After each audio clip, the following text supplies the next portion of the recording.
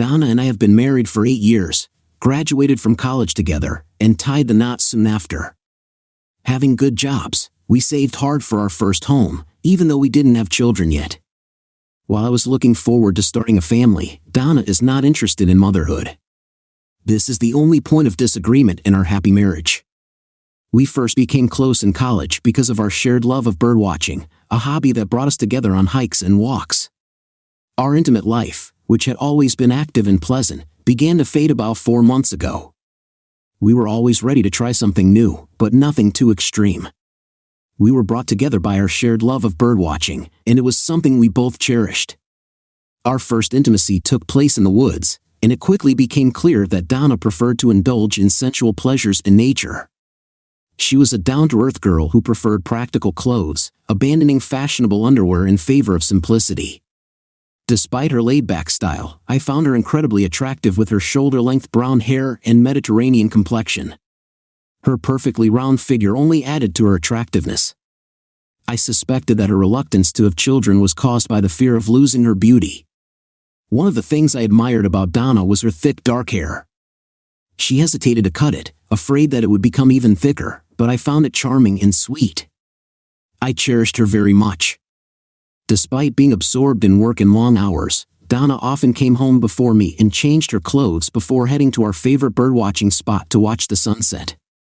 She scrupulously recorded in a log all the birds she saw, although most of them were ordinary and there was nothing interesting or unusual. But she thought it was important to keep good records. By the time I returned home after dark, I was exhausted and often dozed on the couch watching TV. My busy work schedule made me neglect my role as a partner and husband. As the days passed without intimacy, I expected her to start playing, but she seemed content with the lack of physical intimacy. This change in behavior caused me anxiety. As a child, I never played team sports, despite my parents' attempts to involve me in various activities with other children. I had a terrible temper and easily lost control of myself, often resorting to physical aggression when provoked. But by the time I graduated from high school, I had learned how to manage my anger. My wife was unaware of my past problems with a short temper, as she never seemed to provoke me the way others did. Maybe that's why I was attracted to her. My parents never discussed my temper with her. I've rearranged my schedule to devote more time to Donna. I talked to the boss about feeling overwhelmed, and he was understanding about it. Now I needed to focus on rebuilding my relationship with my wife. I didn't suspect her of anything, but I could tell that she was unhappy that we spent so little time together. Maybe it's time for us to go on vacation, Donna, I asked. She hesitated and said that it would be possible to go on a little trip if I could find the time. I was thinking about a week or two somewhere quiet and romantic. I suggested. Donna offered to spend a 3-day weekend, stressing the importance of saving money for our future home. I agreed but expressed concern about the lack of quality time spent together. I felt exhausted after work, and our weekends were filled with chores and errands. Spending time together had faded into the background compared to our responsibilities. "My dear, it seems to me that you are going a little overboard," she said. "I would love to go on a little trip somewhere nearby, but a full vacation is too much for me right now. I just don't feel ready for it. Maybe I'm just too worried. I want to make sure that I'm doing everything I can to make you happy. I'm happy with you, Brian. If something goes wrong, I promise that I will solve the problems with my head. Let's focus on our real problems and not create unnecessary ones. I trust you. I wouldn't want you to start looking for someone else." She winced slightly. It was my feeble attempt to improve my marriage, which clearly didn't work. I was no better at correcting a situation than I was at recognizing that something was wrong. I didn't talk about my new work schedule, and my feeble attempt at intimacy was thwarted by her headache before going to bed.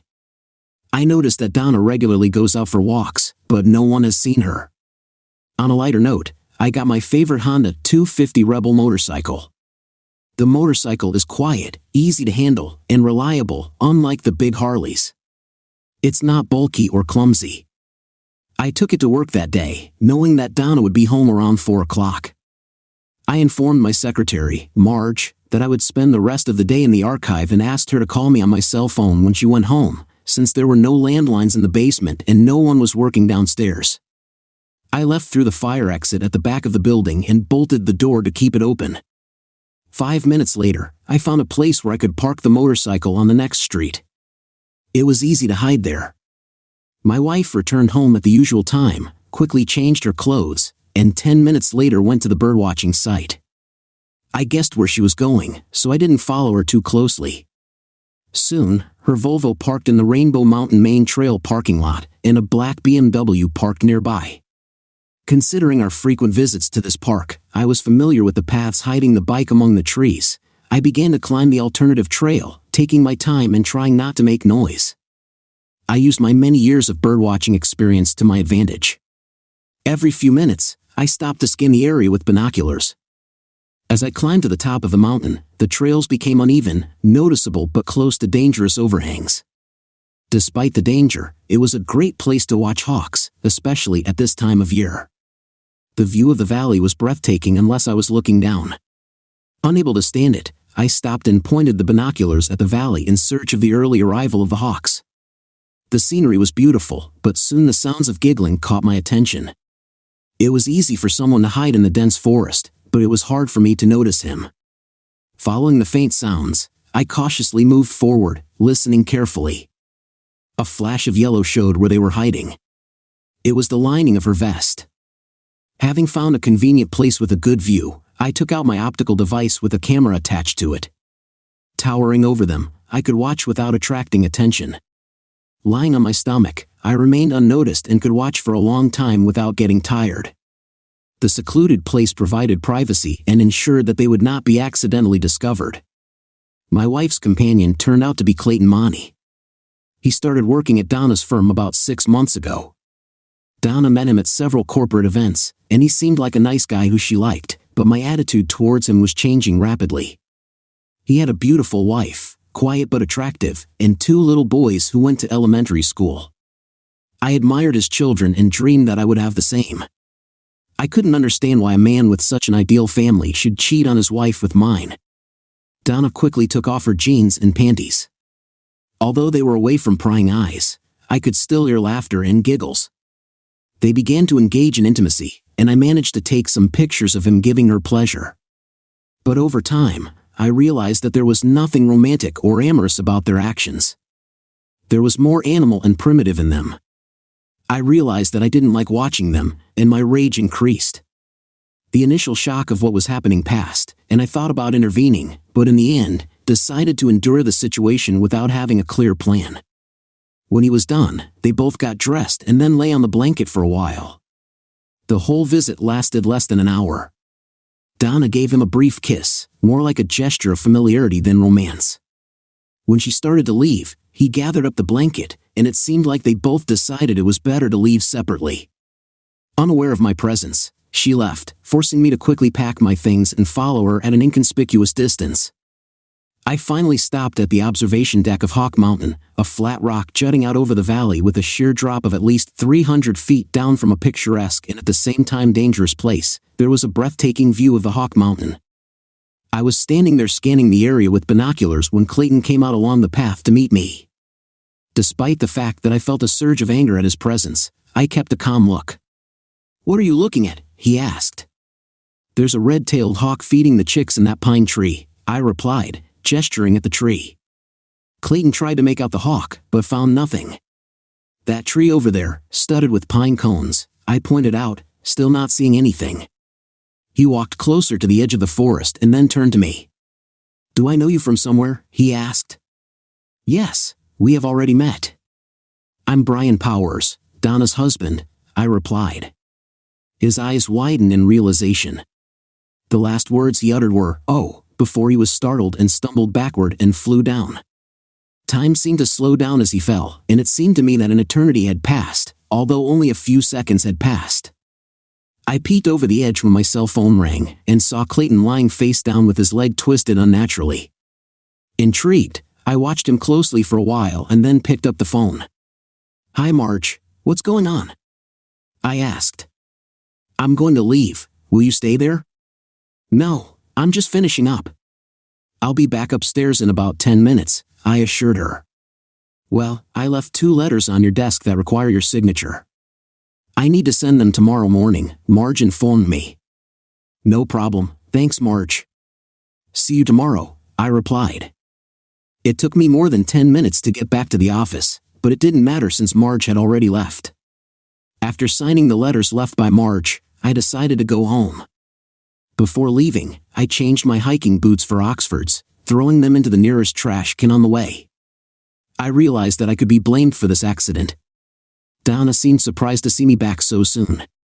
Clayton's body was discovered in the afternoon, and the evening news made headlines that visibly upset Donna. After Clayton disappeared from work, speculation arose about his whereabouts. Clayton's body was discovered in the afternoon, and Donna was very upset when she saw the news in the evening. His absence from work caused concern among colleagues as his wife reported that he had not returned home the day before. There were speculations about what he was doing on Rainbow Mountain because it was not known about his passion for birdwatching or similar activities. Donna hesitated slightly before answering my question. Did you go up there yesterday after work? No, not yesterday. I had to do some laundry. When asked if anyone had seen anything, she replied, there aren't that many people there during the week. Then Donna suggested, I think I'd better buy a black mothball suit. I noticed her quick glance, indicating that she was upset by my lack of seriousness about Clayton's death. Apologizing, I said, I'm sorry, dear.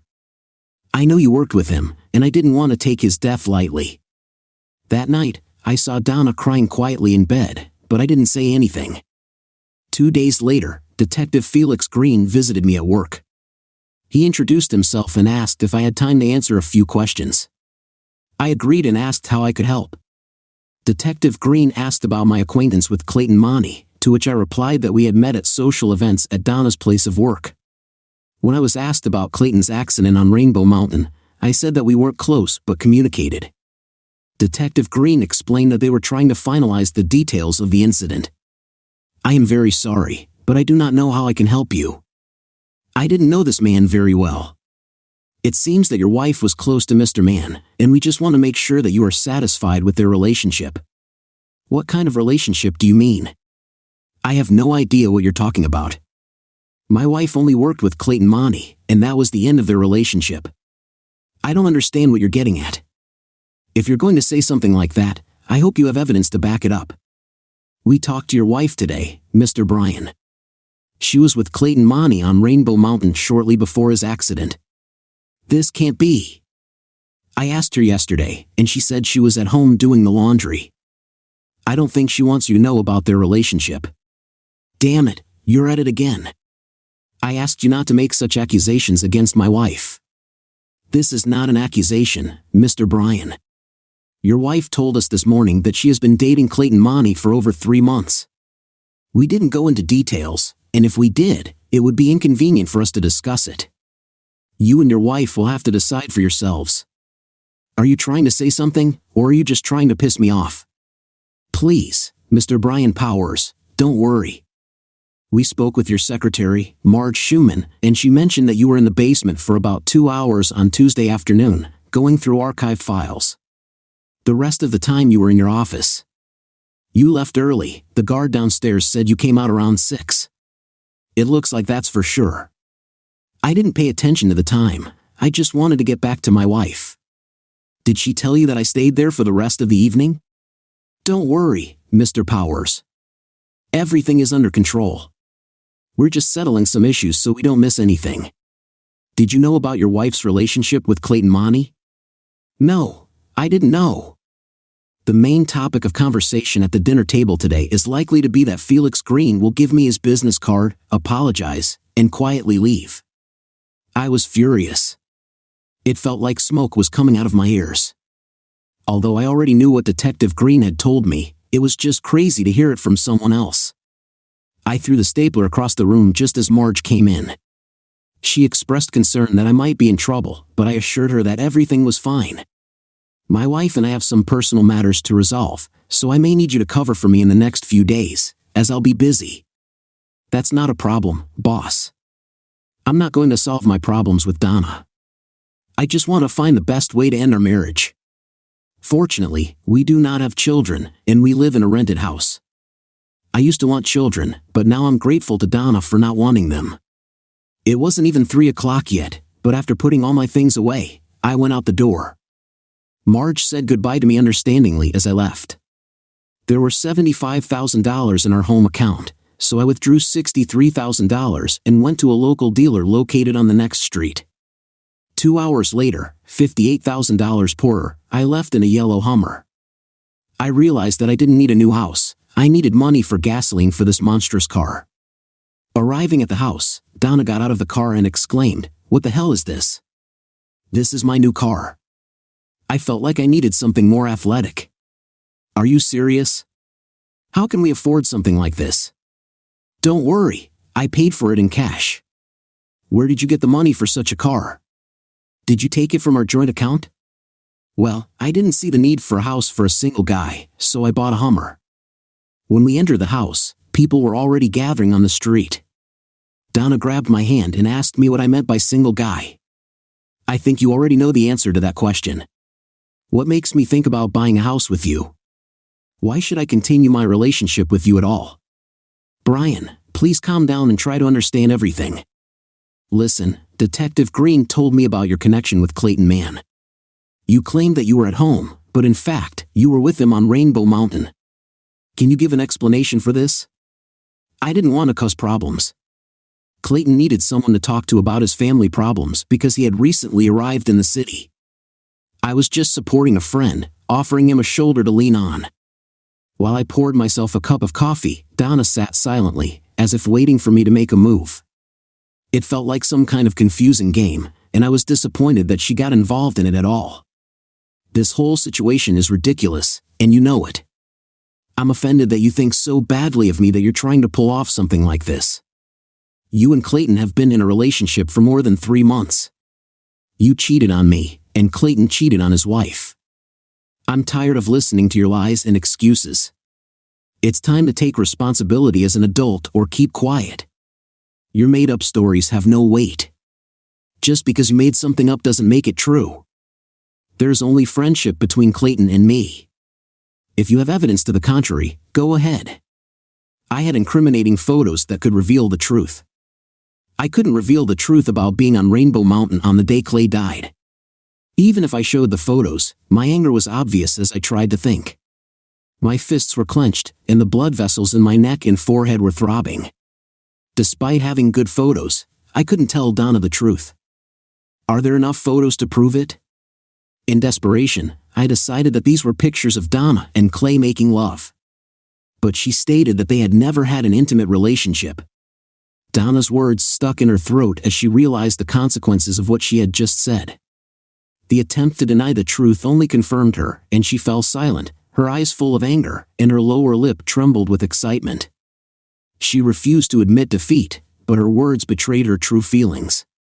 "You're a coward," she finally spat out, her voice filled with bitterness. "I'm not going to discuss this any further, and you're not going to leave me sleep in your precious car because you won't be welcome in my bed for a long time, if at all. Cook yourself dinner and stay away from me."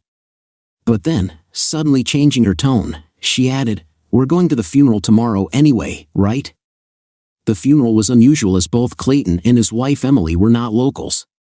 It's strange that she decided to bury him away from home, perhaps to avoid having to explain the circumstances of his death to their loved ones. Most of those present were colleagues from the office where Donna and Clayton worked and expressed condolences as they passed the grieving widow. It was a dark event filled with tension and unspoken truths. When we arrived, Emily told the 2 boys to come over to her friend. Donna held out her hand and met Emily's gaze. "You have the nerve to show up here," Emily began. "You ruined my marriage, you ruined my family, and now you have the audacity to come here and take it out on me. If I see you again, I'll tear you to pieces. I promise you that." Donna was speechless, not knowing what to say. She opened her mouth to say something, but eventually gave up on the idea and just turned around and walked back to the car. Several people nearby overheard the whole conversation. I looked at Emily Mankey, who was watching my wife leave. There was hatred in her eyes. "I'm sorry if she upset you in any way." "I'm sure it wasn't intentional," I said. "Listen up, she cheated on you, and you're protecting her. What kind of weakling are you? Emily answered. Go and comfort your cheating wife. You just drove me crazy, and I don't need it right now. With a slight nod, I headed back to the car. Donna was silent while we were driving home, but as soon as we arrived at the house, she vented her anger. You're a coward, she exclaimed. Why did you force me to go to that horrible funeral just to embarrass me? There were so many people from your job there. Why did she choose you? Get out, you jerk. She came into the house angrily and didn't talk to me for the rest of the day. After that, I started sleeping in the spare bedroom. I wasn't interested in being close to her anyway, so I was even relieved when she made that choice.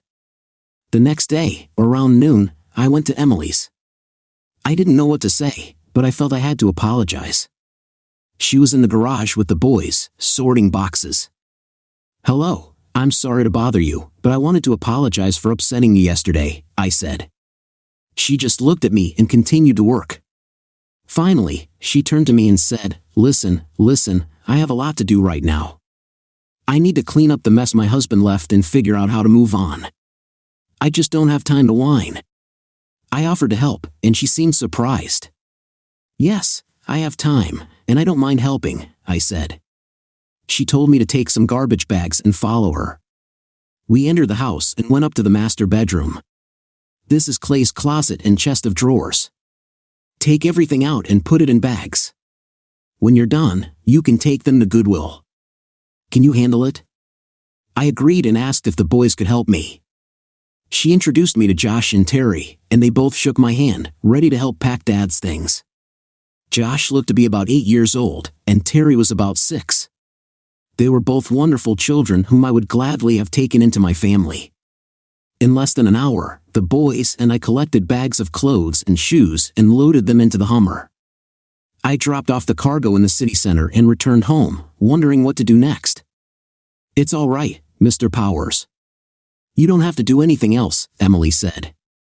You shouldn't feel obligated just because of what your wife did. Do you know exactly what happened, or is it just speculation? I asked. Both, but I wouldn't want to discuss it in front of the boys. Can we talk about this later? Can you come tomorrow? I need to clean the basement and garage. Could you help me? While we're talking, the boys have a meeting with friends from school. Sounds good, but I will miss the presence of the boys. When I left, I felt some relief. I regret that I didn't help Emily's husband when he backed into the abyss, but I think he deserved it. I think Emily felt the same way. I have no idea what to do with Donna. I don't understand why she's resisting a divorce. My wife was cooking chili when I got home. I wanted to talk to her before dinner. Donna, given recent events, do you think it would be better if we broke up? No, I don't think so. It's clear now that you and Clayton were having an affair. I think you weren't happy with our relationship. Can you explain this to me? I have nothing to say, Brian. After spending time with Clay at work and in other places, I realized that your vision of our future does not match mine. You thought of me as a traditional housewife who constantly gives birth to children, but I wanted something else. I didn't dare talk to you about it because I didn't want to upset you. Clayton was going through a similar situation with Emily. We found solace in each other, and this led to an intimate relationship. He wasn't taller than you, he was just unique. Maybe divorce is the best option at the moment. Based on our previous conversation, I have no plans to leave my home or end our marriage. Just because we had a disagreement, I intend to stay here, and I don't think you have any reason to kick me out. I think we should try to build a relationship and continue to live together as a married couple. I'm not ready to give up on our relationship yet. Let's not dwell on it anymore. Let's sit down and have dinner together. Dinner was surprisingly quiet. I quickly drank 2 beers to cool the hot chili. After a couple of hours, I felt stomach pains.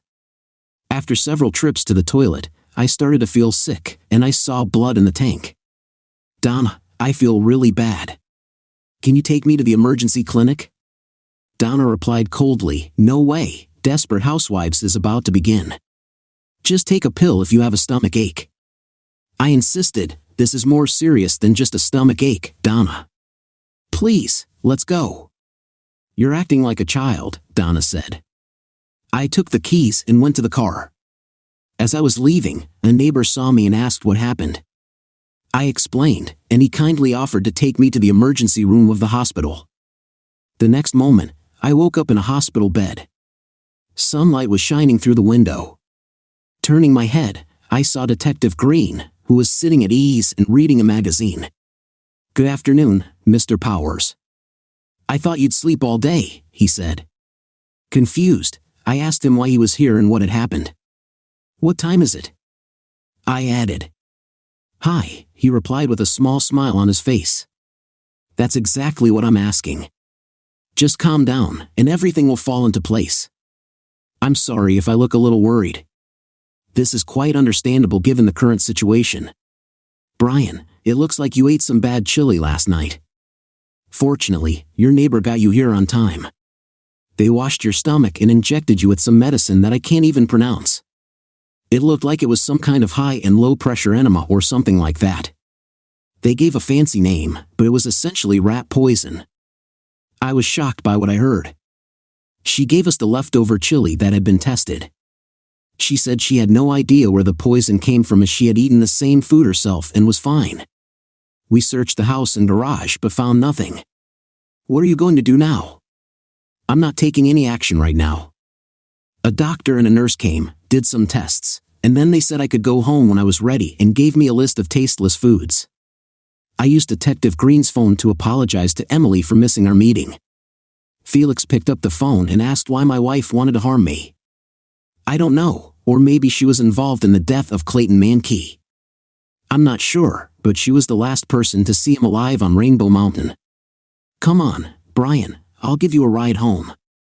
When we arrived home, Donna apologized and sympathized with us, expressing regret that she had not been more supportive earlier. I went into the spare room and closed the door behind me. Since then, I have tried not to eat at home. The next day, I informed Marge that I was taking sick leave and asked her to help me find a new apartment. It looks like she somehow found out about what happened.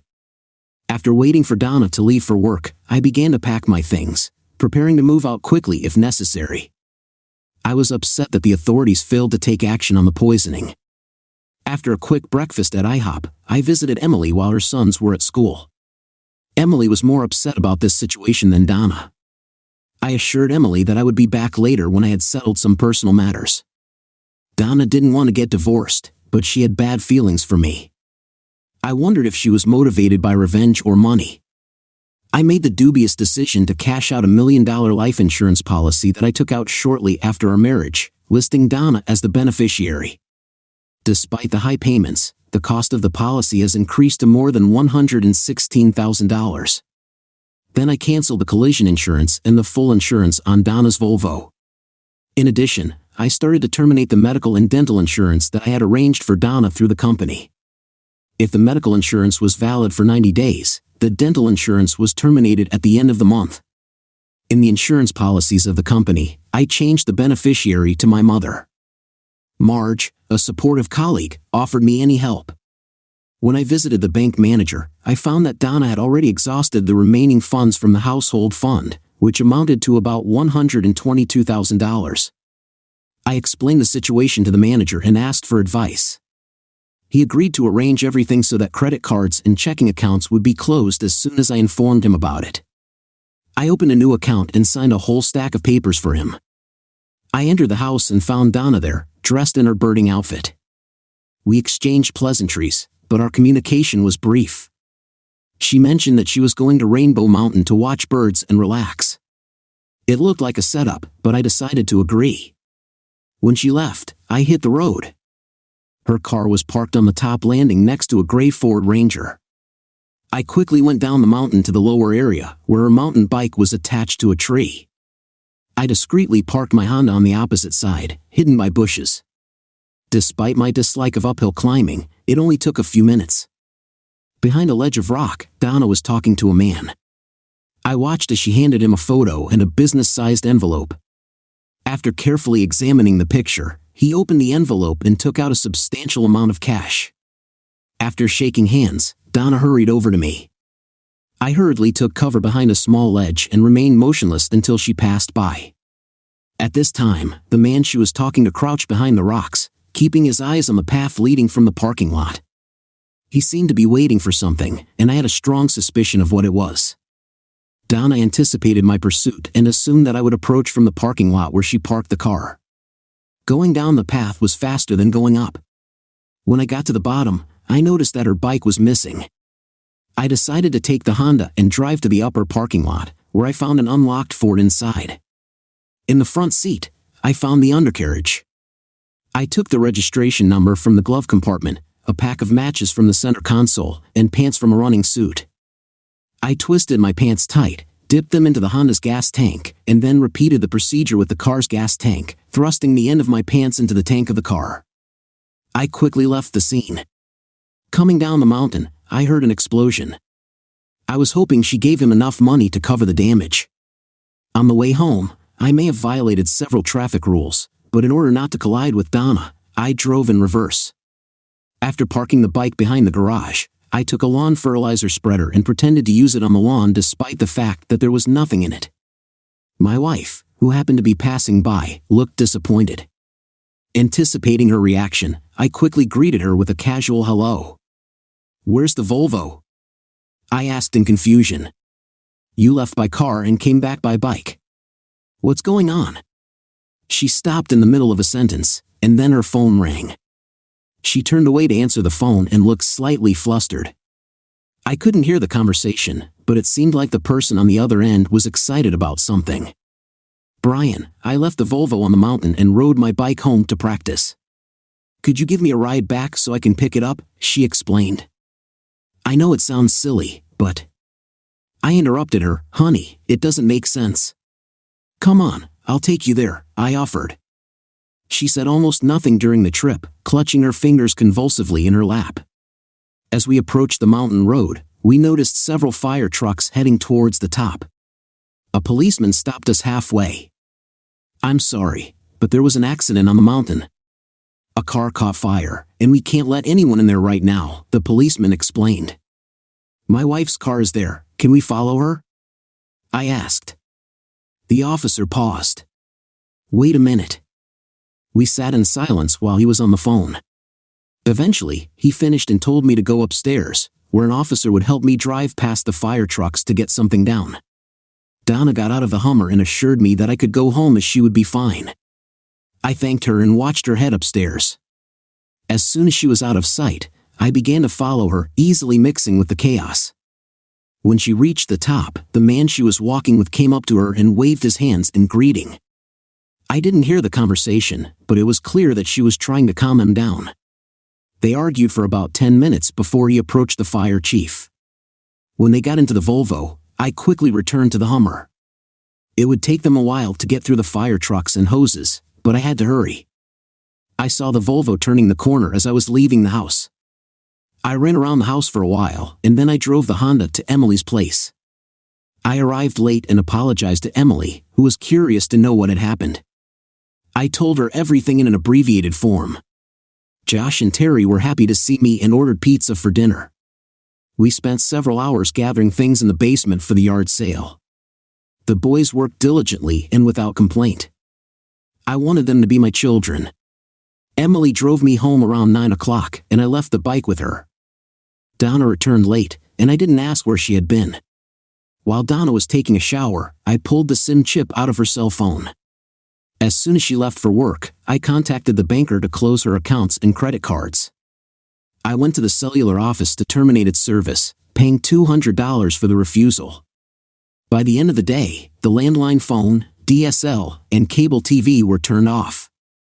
I informed the landlord of my sudden move and said he could keep the deposits. I mentioned that my wife could stay and advised him to contact her to sign a new lease. Water and electricity would be cut off by the end of the week. It only took a few minutes to pack my things in the Hummer. Afterward, I went to the new apartment that Marge had found.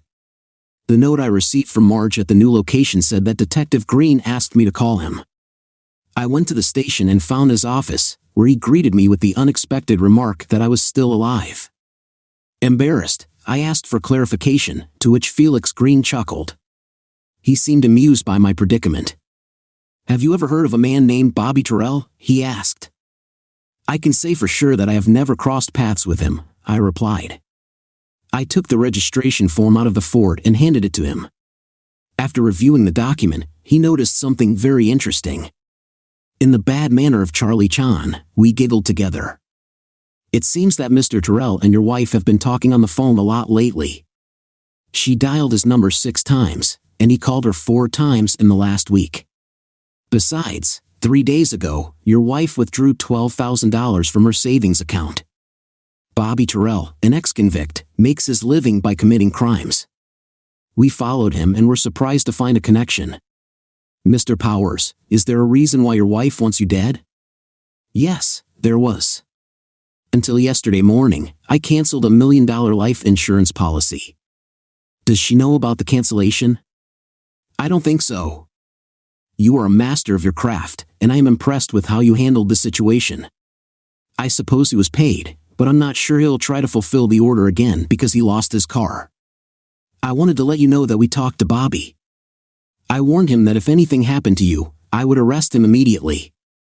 He didn't seem to like the attention. We also suggested that he take a break for a while, but I'm not sure that's going to keep your wife. I've already moved out of the house, but I don't know what else to do, I confessed.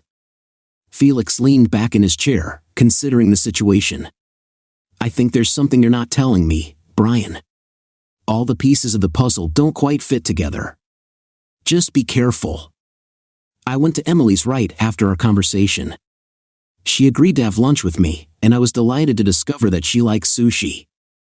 I tried to explain what was on my mind, but I found that I was speaking too vaguely. I wanted to share a lot of things with her, but I couldn't bring myself to do it. Sometimes she would give me mysterious looks, and instead of clarifying, I would change the subject.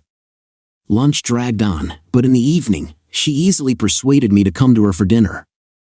I apologized for my unfortunate words, but she just waved me off, laughing. I felt at ease with her. The next morning, I decided to go back to work. I had a great time with Josh and Terry the night before. Emily and I had exciting plans for the coming weekend. Surprisingly, I didn't miss Donna at all. Moreover, I felt relieved that I would no longer have to deal with her.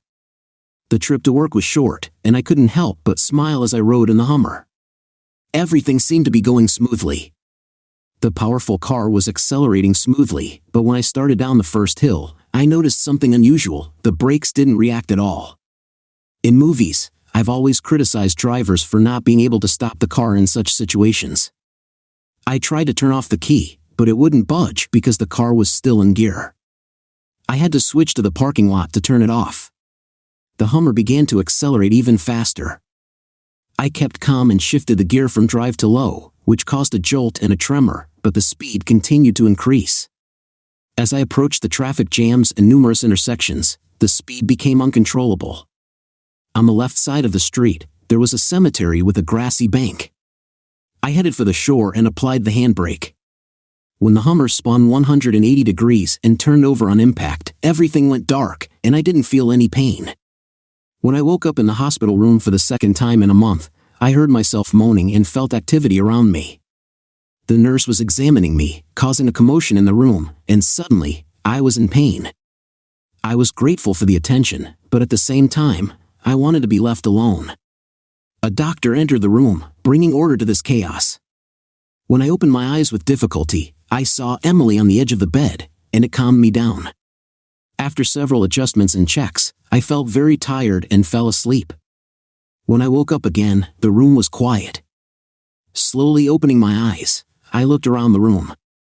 It was night, and the atmosphere was relatively calm.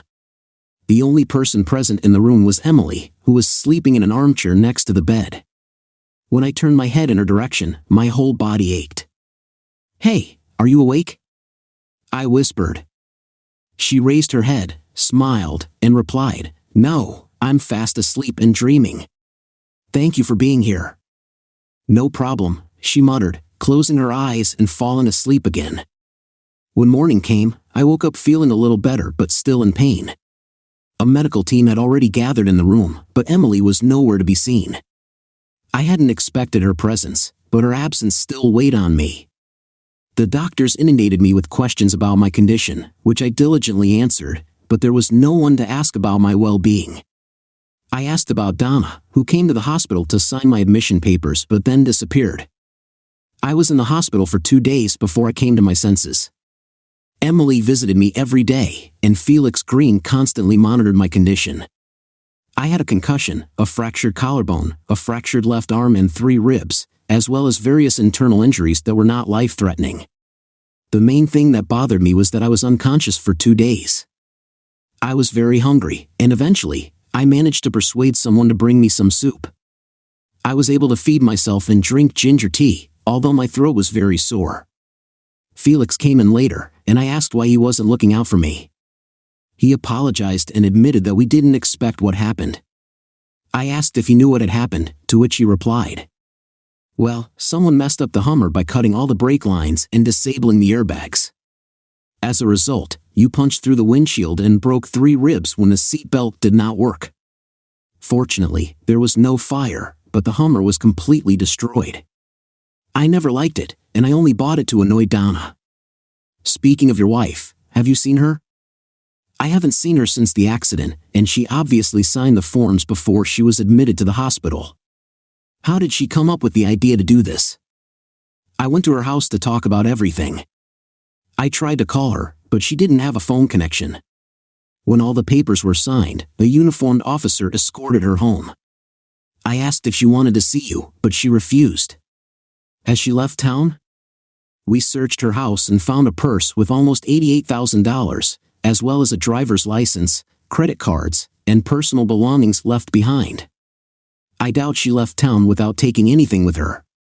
We just think she's missing." "Any idea how the Hummer was damaged?" "We don't know." "Bobby Terrell?" "No, surprisingly, he was in a hospital in Philadelphia. It looks like some guys took him there to make sure nothing happened to you. Do you know anyone in Philadelphia, Brian?" "To be honest, I don't know. I have no idea who you're talking about. I trust you. I have to go. Let me know if you need anything." "What about the guard at the door?" We both laughed. When Felix left, Emily came in. "The doctor said you can leave tomorrow if you have somewhere to go. I told him that you would come to me. I have instructions on how to take care of you, including changing bandages. The nurse will visit you daily, and the doctor will examine you in a week. I don't mind whether you or the visiting nurse is going to sponge me off. I think it depends on you. Fortunately, both my legs are functioning, so I can go to the toilet on my own, sit at the table, and eat like an ordinary person. Painkillers made me sick, so I tried to reduce their intake as much as possible. Emily and the boys have brought me so much happiness during my recovery. I appreciated the time I spent with them. We didn't leave the house for the first week, but then Emily took me to our old house.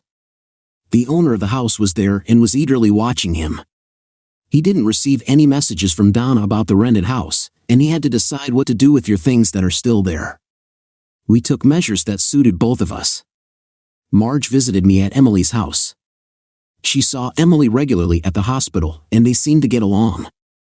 I was preparing to return to work, but I planned to spend some more time with Emily and her sons.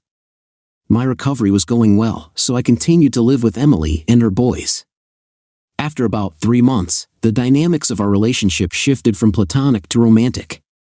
I quietly moved into the master bedroom, and Josh and Terry took it as a natural development.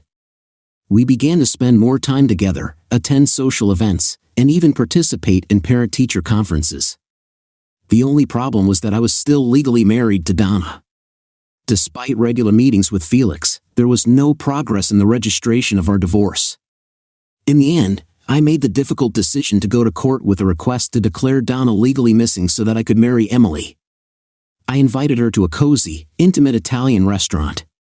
We enjoyed a delicious meal and a bottle of wine. When we were done, I plucked up the courage. "Emily, I know it hasn't been that long, but I really believe that I want to spend the rest of my life with you. Will you marry me?" I asked. "Is this a hypothetical question or are you making an offer?" she replied. "I'm making an offer." "Will you marry me?" She agreed, but then added, "There is one small problem. You should meet my family in Philadelphia." And then everything became clear to me. Story 2. I only drank 2 glasses of Jack Daniels when my weekend went awry, and it wasn't even 3 o'clock on Friday afternoon. As a reporter for a small newspaper in the Midwest, I got a day off after working late, hoping to take a quiet nap in my favorite chair and chat with my beloved wife. I returned home and found 2 cars in the driveway. One belonged to my wife, Tracy, with whom we lived for 7 years, and the other was unknown. It was strange to see Tracy at home in the middle of the day because she usually worked from 8 to 5 as an actuary at an insurance company. Despite the strangeness of the situation, I trusted my marriage and entered the house without any suspicion. But what I found inside destroyed my world. From our bedroom upstairs came the sounds of 2 people engaged in intimate affairs, unmistakably determined by volume and passion. The door was left open, indicating that they were unaware of possible visitors, and the moans and screams were getting louder. Hurriedly climbing the carpeted stairs, I went into the bedroom and clearly heard their conversation. A man I didn't know asked my wife about her desires, and she answered him with audible pleasure. When I got to the door, an unexpected scene opened up in front of me. When I entered the room, I was shocked to see my beautiful wife on her back with another man who looked like a football player, giving her incredible pleasure. It was obvious that he was satisfying her in a way that I had never satisfied her before. Despite the fact that she never expressed her displeasure to me, it was obvious that I was not meeting her needs. It felt like my world was collapsing as I watched this scene. Trying to keep my composure, I shouted, "Go on, don't pay any attention to me." I took my gym bag out of the closet and started packing my things when I noticed Derek and Tracy in a compromising position. Tracy quickly apologized, saying that they planned to tell me about their affair. I couldn't help but sarcastically reply, "Really? Maybe for our 10th anniversary." It was clear that this was not a one-time case. "If you cared, you would have told me about it earlier." Derek stopped rocking my wife, but she was still trying to look at him while we were talking. "Never mind, Tracy. I'll just take a few things and leave. In the next few days, I will come for everything I need. I will ask my lawyer to prepare all the documents. By the way, what kind of Neanderthal is bothering you?" "It's pretty funny," she giggled. "Derek is my lawyer. He works for one of the big firms in the city center." "Great," I said. When I left the house, I didn't bother to close the front door. After putting my things in my Ford F-150, I headed straight to my favorite place. It wasn't the best way to start the weekend. Most bars are empty on a weekday, and the Rusty Fork was no exception. Even my favorite bartender, Nal, didn't start his shift until 4 o'clock. So I just sat in my seat and thought, I should have seen this coming. The last time we attended one of my wife's work events, her colleagues barely concealed their disdain for me, and by the end of the evening, I felt that she was beginning to agree with their negative opinions about my work and my ability to maintain the lifestyle she desired. Tracy openly compared our salaries, making it clear that she earns twice as much as me. That evening, on the way home, we had a tense conversation about her behavior, during which she accused me of being tipsy.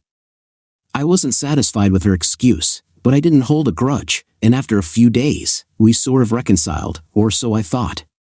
Now, sitting in a bar, I know that I have to take measures to ensure the safety of my finances, but right now, I don't give a damn about it.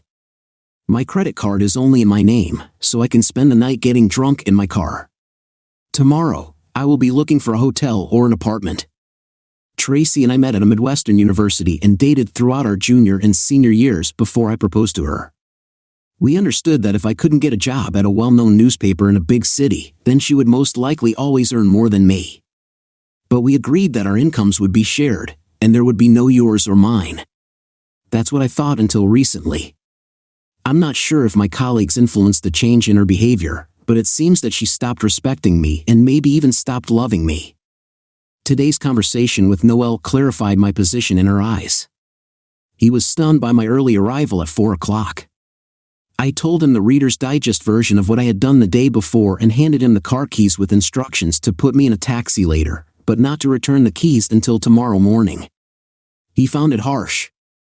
When a state trooper arrived at the bar around 9 p.m. looking for Mr. Simon Tillerson, he asked Noel if he was here. Of course, Noel gestured at me. The policeman slowly approached me. He could move gracefully in a daze. I realized that he wanted to share the news that he couldn't wait to tell. He informed me that my wife and a man named Derek Riggs had tragically died in a semi-trailer accident in the city. The authorities searched for me for several hours until one of my friends mentioned my usual place, a bar. Confused and devastated, I shouted, "The drinks are on me." "There is a God in heaven," I proclaimed, eliciting cheers from those around me. But policeman Reginald Masters seemed stunned by my unexpected reaction to the news of my wife's death. "Mr. Tillerson, I understand that you must be in shock," he began, but I interrupted him. "It's not a shock, buddy, it's a delight," stammering, I told him that I had caught my wife cheating that day. I was going to leave her, and now she's dead. The policeman looked shocked, but I didn't care. "We usually prefer that the next of kin identify the body for confirmation, but I don't think Mr. Tillerson will be able to help today," Masters told Noel. "Could you make sure he gets a message asking him to come to the wasteland tomorrow?" Noel nodded in agreement, understanding the situation despite his heavy intoxication. I knew that even though I would miss my unfaithful spouse, when I sobered up, our relationship was over. At that moment, my anger at Tracy surpassed all the love I still felt for her. The next morning, I woke up in the cab of my pickup truck, feeling cramped and sick. I must have looked terrible, but I managed to get back to the bar, pick up the keys, and go to the hotel. But the policeman's words from the night before came back to my mind, and I decided to drive back to my empty house instead. Thinking about Tracy and the 9 years we spent together, the last 7 as husband and wife, I was most upset that our relationship ended the way it did. I wasn't particularly grieving, but I couldn't deny myself the feeling of satisfaction that she and the other participant got what I thought they deserved. After I cleaned up, I went to the morgue to identify the bodies. Tracy's body looked battered after an accident involving a semi-truck and a convertible. I asked to see another body, Derek, who looked just like Tracy. I hoped his death was less painful. When I got home, I realized that I would have to make 3 difficult phone calls, one to my parents, one to her parents, and one to her sister Anna. Despite the fact that I was sad about her death, every memory of her was overshadowed by the image of her with her lover, and it was difficult for me to evoke sincere sadness in myself. I decided to focus on presenting the facts and keep my emotions under control, but I couldn't help but feel for Ron and Cindy Jacobs, Tracy's parents. Ron and Cindy were like family to me, almost as dear as my own parents. The thought of them going through the loss of their daughter broke my heart. I knew it wouldn't be easy to break the news to them. First, I called my parents, and my mom, being more emotional, immediately burst into tears upon hearing the news. My father, on the other line, was calmer and asked for details. I reluctantly told him that Tracy was in the car with Derek Riggs at the time of the accident. I felt that he was about to ask a question, and my indecision probably gave me away. Tracy was sleeping with her lawyer friend. I finally admitted. My father, being sharp and perceptive, quickly caught my unspoken words. "Why was she with him and not at home with you?" "Because she wasn't with me anymore, Dad. That day, I found her in her bed with Derek, and I had to leave." It was clear that this was not their first meeting, so I packed my bag and left. I do not know exactly why they sat in the car for about 6 hours. I think they were going to eat. I'm really sorry to hear that. It must be hard. By this time, my mom had calmed down and joined the conversation. She had heard enough to understand the situation. "Are you sure she cheated on you, Simon? It's not something worth talking about if you're not sure." I abruptly interrupted the conversation and said bluntly, "Mom, I caught them at the scene of the crime. I know what I'm talking about." "Have you talked to Ron or Cindy yet?" my father asked. "I'll try to say as little as possible, Dad, unless they start interrogating me like you do. I won't lie if they ask me to, then everything can turn out badly. Son, remember that you are at a disadvantage. Show them the respect they deserve." "Yes, sir," I replied solemnly. Talking on the phone with Tracy's parents was like talking to my own parents. While her mother was devastated, her father quickly realized that at the time of her death, Tracy was with another man when she should have been with me. "Is there something you're not telling me, Simon?" Ron asked, while Cindy was crying in the background. "Tracy should have been with her husband at the time, not with another man in the car. It doesn't make sense, son." I was screaming and sobbing into the phone. "Tracy cheated on me. I found her in bed with the man she died with, so I took my things and left. It seemed that they no longer cared what to hide, and they met together. Have you seen them together in your house? Ron was shocked.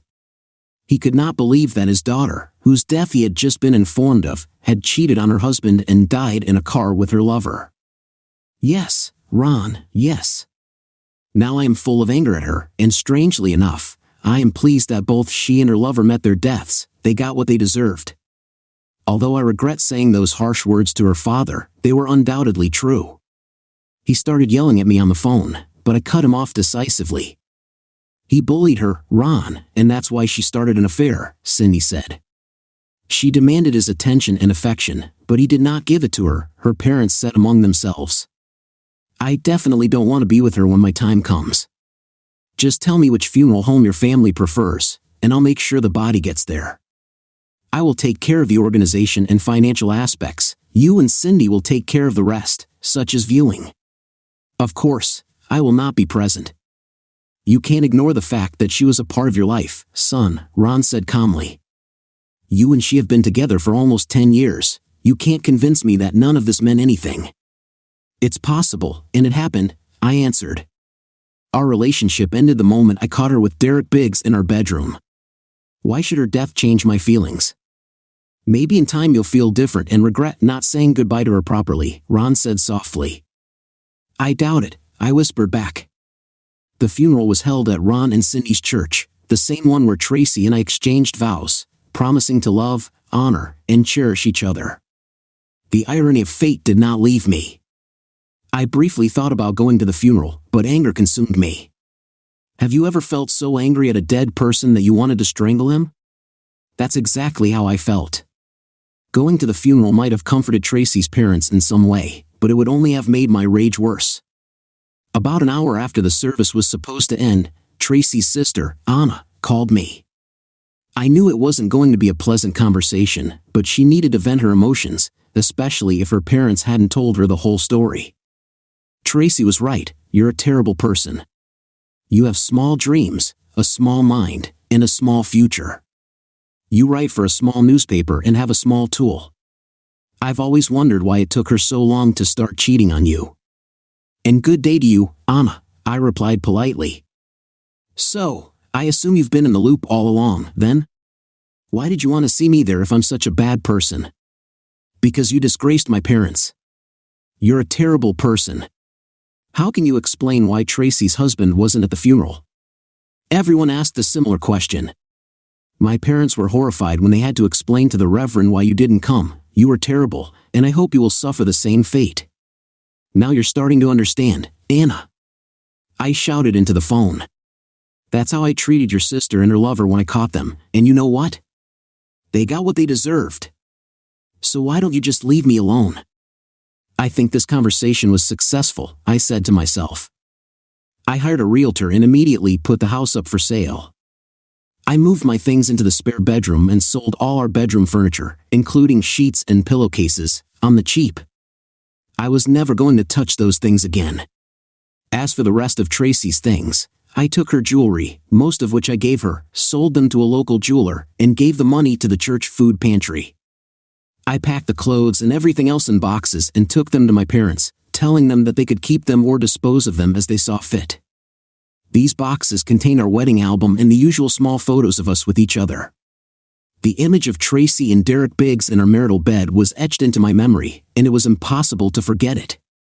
Ron helped me unload the boxes from the pickup truck, and when we were done, we hugged each other tightly with tears in our eyes. See you guys, I whispered, and my voice shook.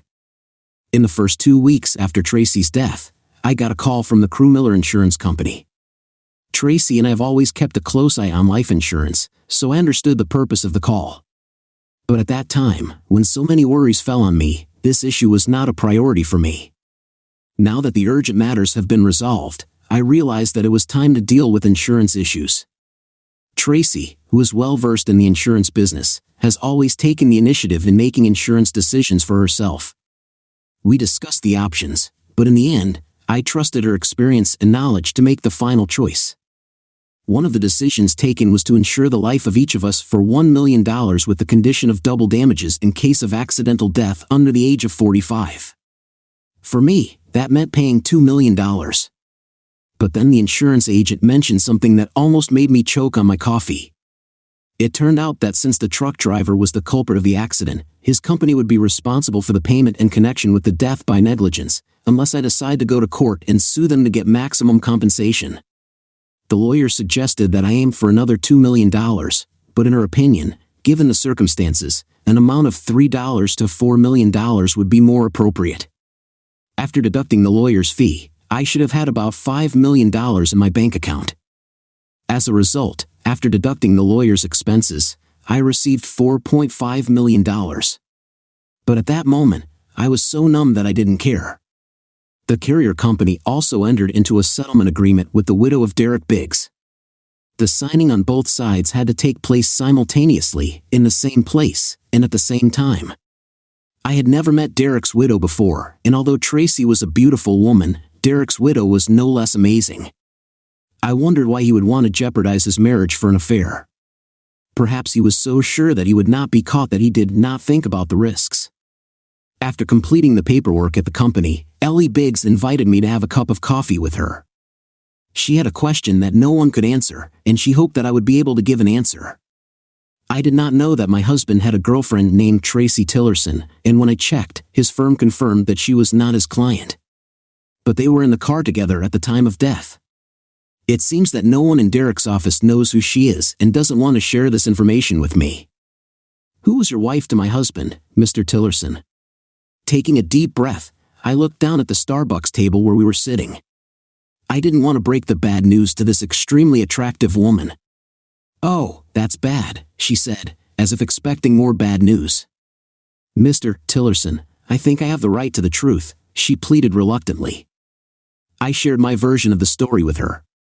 Her expression became shocked and disbelieving. I felt a wave of nausea wash over me. "Thank you for being honest," she said, and quickly left the coffee shop. Despite my newfound wealth, my life was far from satisfying. I was not interested in dating. I was content with an ordinary apartment and had few significant connections. Working at the newspaper was my only consolation. I spent a lot of time cycling and lifting weights every week, but I was just doing my duties.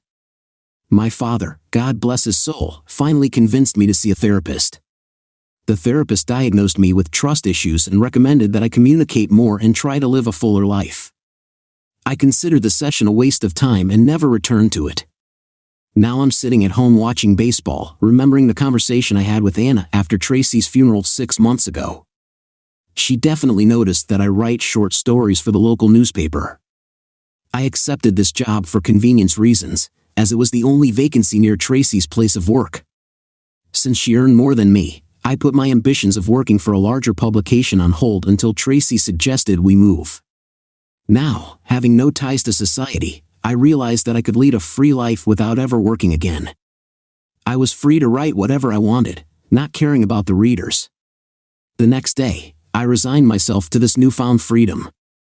I submitted my resignation to my boss, Ernie, and announced my dismissal 2 weeks in advance. Here's your text with corrections.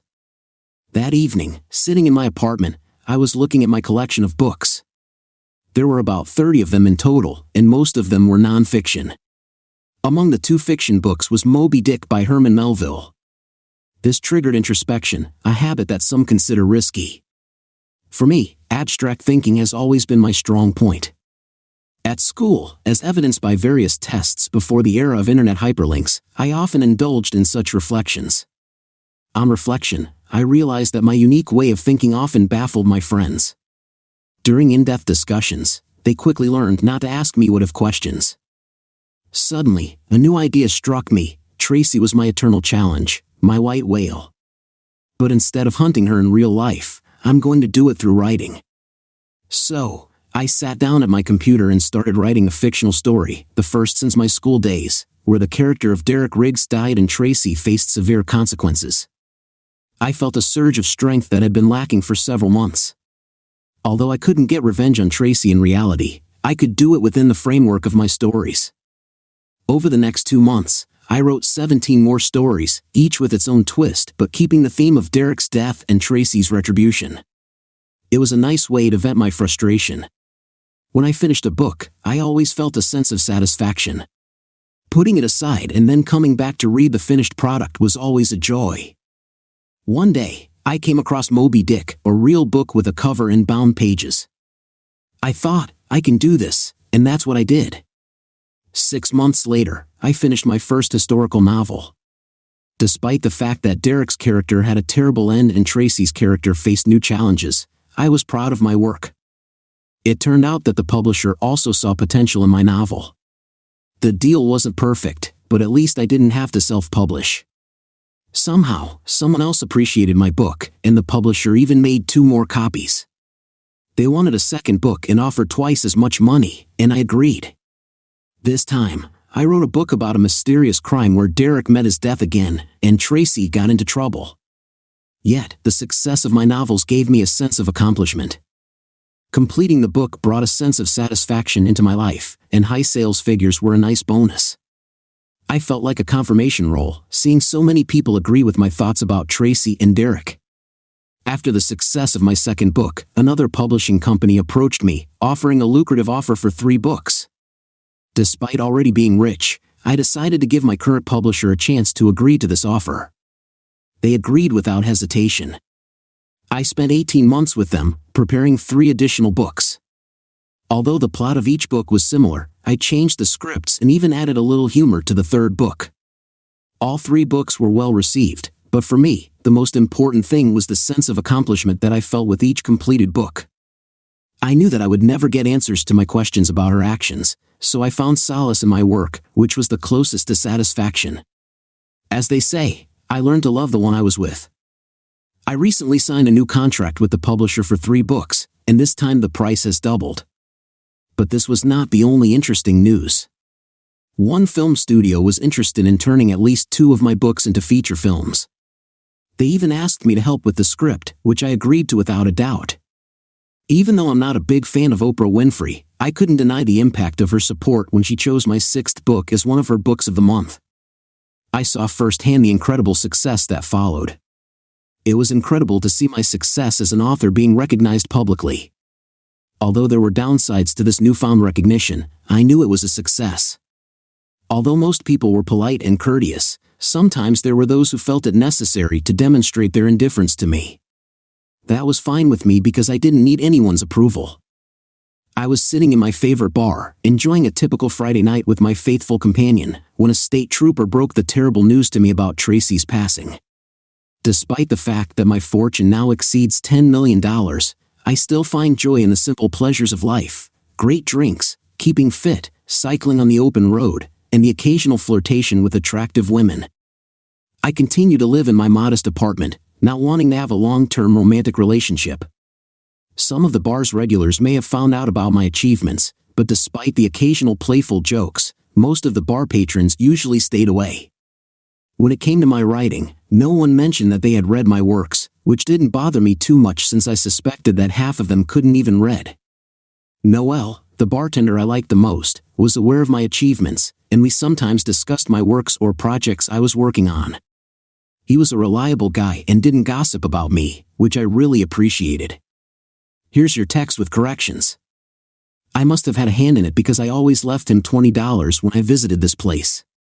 Sitting in a bar, looking at a nearby television screen, and listening to background music, I was immersed in my own world when 2 women suddenly appeared next to me. Both were attractive, about my age, around 30 years old, dressed casually in jeans and tops.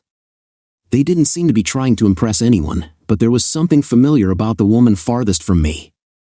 It became clear as soon as she spoke to me.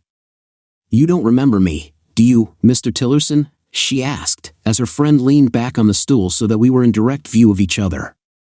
To tell the truth, I didn't remember at first. Then it dawned on me. Standing in front of me was Ellie Biggs, the widow of Derek Biggs. I met her only once at the signing of the settlement agreement when the trucking company paid us for the death of the cheating spouses. And then I confirmed to her that, yes, her husband cheated on her with my wife. "I remember you, Mrs. Biggs. How are you?